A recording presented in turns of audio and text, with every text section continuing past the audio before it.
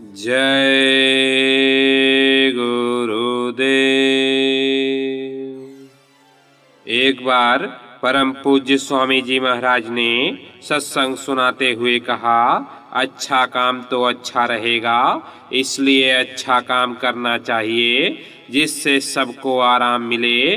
जो शरण में आते हैं वह वही काम करते हैं जो गुरु महाराज हुक्म देते हैं, और गुरु महाराज वही कहते हैं जिसे करने में सबका भला हो। उन्होंने कुछ कहा तुमने नहीं किया तो यह भक्ति नहीं है। जो गुरु को सदैव स्वर पर रखता है उसका कोई बाल बांका नहीं कर सकता। इस शरीर में 9 दरवाजे जो प्रकट हैं, 2 आँख, 2 कान, 2 नासिक, मुंह, गुदा और इंद्री, इसमें से जीवात्मा की शक्ति फैल रही है। बाहर को बाहर के बजाय अगर अंदर में रुझान हो जाए तो अनूप वस्तु मिल जाती है जिसे कहते हैं नाम। आकाशवाणी संगीत वह अनमोल रतन है। मीराबाई ने उसी को पाकर कहा कि पायो री मैंने नाम रतन धन पायो। मन जब महीन हो जाएगा तब सतगुरु शब्द की धार से सूरत को जोड़ देते हैं। वह बहुत तेज धार है, उसके सामने तेज तलवार कुछ भी नहीं। यह युग युग के लदे पाप कर्मों के पहाड़ को साफ कर देता है। यह मनुष्य शरीर भूल भुलैया है जिसमें सुबह से शाम और शाम से सुबह वासना के सागर में गोते लगाते हो। भांति भांति की वासनाएं हैं, इसमें से कुछ पल्ले पड़ने वाला नहीं है। अंत में सबको धोखा होगा और सब फक्क रह जाएंगे कि यह क्या हो गया। सभी सत्संगी भजन रोज रोज अवश्य करें, इसमें ढिलाई नहीं होनी चाहिए। मनुष्य शरीर अनमोल है, भजन के लिए ही मिला है। आलस करने से कोई भी काम ठीक नहीं होता है, भजन भी नहीं हो पाएगा। सारी परेशानियों से मुक्ति पाना चाहते हो तो भजन जरूर करो।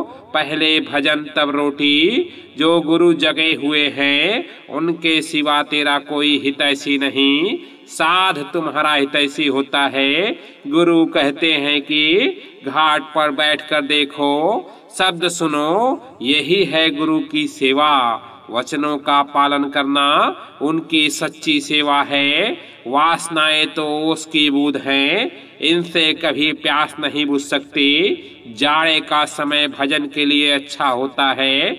8 महीने की जागृति 4 महीने में पूरी कर लेनी चाहिए, क्योंकि गर्मी और बरसात का मौसम भजन के लिए अच्छा होता है। जाड़े में रजाई या कंबल ओढ़कर बैठ जाएं, मन रोकता है, चित्त शांत रहता है, भजन भी बन जाता है। भजन, सुमिरन, ध्यान ये तीनों जरूरी है। मैं जगह जगह देखता हूँ बहुत से शिष्य गुरु का काम करते हैं। उनसे पूछा जाता है तो कहते हैं कि गुरु का हमें आदेश है। संत सद्गुरुओं का कभी आदेश नहीं है कि अज्ञानी उपदेश दीक्षा का कार्य करे। यह सबको ध्यान रखना है कि जो मंत्र दीक्षा देगा उसी के ऊपर पाप का बोझ आएगा।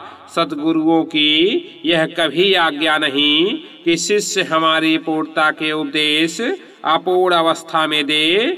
जो यह काम करेंगे वह मनमुखी हैं, जिनको नामदान मिल गया है, दोष विकारों में फंस गए हैं। अभी समय है, माफी मांग लो। गुमसुम होकर बैठे रहोगे तो माफी होने वाली नहीं है। महापुरुषों में यह क्षमता होती है कि जो कर्म का पर्दा जमा हो गया है उसे साफ कर देते हैं। आप बार बार गलती करो, उसका काम है क्षमा करना और साफ करना। अंदर से निष्कपट रहोगे तो जल्दी दया मिलेगी। अगर यह सोच लिया कि नहीं जाएंगे, नाराजगी हो गई तो काम नहीं बनेगा। विश्वास जरूरी है, पहले तो आप संतों के वचनों को सुनते ही नहीं, और जब सुनने को मिलता है तो विश्वास नहीं करते। बिन विश्वास न कौनो प्रीति, बिना विश्वास के तो बाप बेटे को भी कुछ नहीं देता। हमारे पास यहाँ कितने लोग आते हैं और कहते हैं कि हम अपना सब कुछ किसी दूसरे को लिख दें, पर बेटे को नहीं देंगे, क्योंकि तुमने उनकी सेवा नहीं की, तुमने उन पर विश्वास नहीं किया। तुम्हें नमन करना चाहिए था, तुम्हारे माता पिता हैं, उनके आगे झुक जाना चाहिए।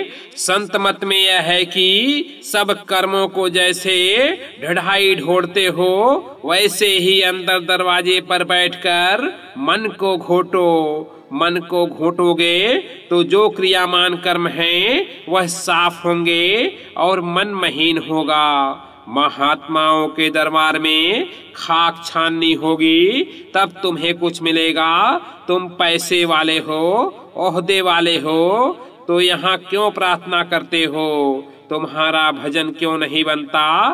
क्योंकि गुरु में तुम्हारा भाव नहीं है, श्रद्धा नहीं है, प्रीति प्रतीति नहीं है। वह तो दया करना चाहते हैं, पर तुम्हारा भाव ही नहीं है, इसलिए तुम ले नहीं पाते हो। जिधर ज्यादा प्रेम होता है उधर ही खिंचाव होता है। गुरु से प्रेम लगाओ तो उधर खिंचाव होगा। ये नामदान है, कोई मंत्र नहीं है कि लेकर घर बैठ जाओ। तुम्हें आना जाना पड़ेगा, तभी काम होगा। अगर किसी से कुछ लेना होता है तो बार बार तुम उसके पास जाते हो। इसी तरह से तुमको यहाँ आना जाना होगा। बिना पूरे गुरु को धारण किए जो लोग सुमरन करते हैं, माला फेरते हैं, दान देते हैं, वह सब निष्फल हो जाता है। ऐसा कबीर साहब ने कहा है। अंदर में 3 स्रोत हैं। पहला सहज दल कमल, दूसरा त्रिकुटी, तीसरा 10वां द्वार। जब तक साधक इन स्थानों को प्राप्त न कर सके, वाणी की रचना नहीं करनी चाहिए। अगर अभ्यासी बिना रसाई के वाणी की रचना करता है, भजन प्रार्थना लिखता है, तो उसकी सूरत नीचे उतर जाएगी और अभ्यास में खलल पड़ेगा। काफिले में सबने देखा कि लोग 4-4 घंटे पहले से आकर मैदान में बैठ जाते थे। कोई उठकर पेशाब करने तक नहीं जाता, इस डर से कि अगर उठ गया तो हमारी जगह भर जाएगी। मैं पड़ाव स्थल तक पहुंचा था दोपहर में, किंतु सवेरे से ही लोग मैदान में बैठ जाते हैं। सत्संगियों को आदेश था कि अपनी अपनी गाड़ियों के पास रहें, मैदान में नए लोगों को बैठने दें। कितने लाख लोग सत्संग सुनने आते थे, इसे कोई बयान नहीं कर सकता। शरीर के अंदर जो पष्ट चक्र है, उसमें से गुदा चक्र का ताल्लुक गणेश जी से, लिंग चक्र का ब्रह्मा से, नाभि चक्र का विष्णु से, हृदय का शिव से और कंठ का शक्ति से। इसके ऊपर तीसरे तिल में सूरज जीवात्मा आप ही मौजूद हैं। जब से ब्रह्मा और शक्ति ने नीचे पांव तत्व और 3 गुणों की स्थूल रचना की, तब से मिथुन सृष्टि हुई। इससे पहले नूरी सृष्टि थी और ज्योति निरंजन भी नूरी सृष्टि है। जय गुरुदेव।